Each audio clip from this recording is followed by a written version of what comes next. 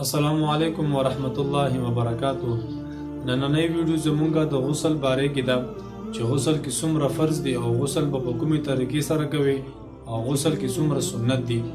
زمونږ اکثر ورونه داسې دي چې هغه د غسل فرایض او د سنتو نه دي خبر چې غسل به په کومې طریقې سره کوي. نو ان شاء الله اول به مونږه غسل څه ته وایي دغه بیانو. غسل لامبلو ته وایي او په شریعت کې د دې یوه خاصه طریقه ده. نو زمونږ ذهن ته یو بل سوال راځي چې غسل کې څومره فرض دي. غسل کې مونږ سره 3 فرض دي.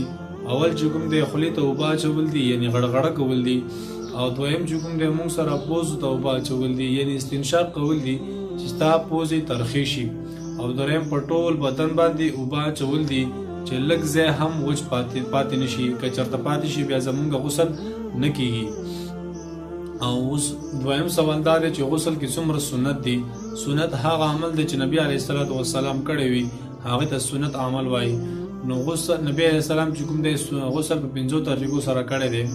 اول دا دی چې ته به لاسونه غسل کې 5 سنت دي. اول دا دی چې ته به لاسونه تر مړوندونو پورې وینځي، او دویم چې کوم دی استنجا کول دي، او د بدن نه هغه ګنده ځای پاکول دي. دوه شو. او دریم چې کوم دی مونږ سره د پلیتې لرې کولو دپاره نیت کول دي، یعنی غسل کولو دپاره نیت کول دي. او څلورم چې کوم دی مونږ سره اودس کول دي. او پنځم چې کوم دی په ټول بدن باندې 3 پیرې اوبه اچول دا مونږ سره سنت دي. الله پاک دې مونږ ته په دې خبرو او د دې غسل او د سنت او احترام کولو توفیق را نصیب کړي. انشاءالله په بله ویډیو کې به مونږ داسې نور اسلامي معلومات درکوو. دعاګانو کې مو یاد ساتئ. السلام علیکم.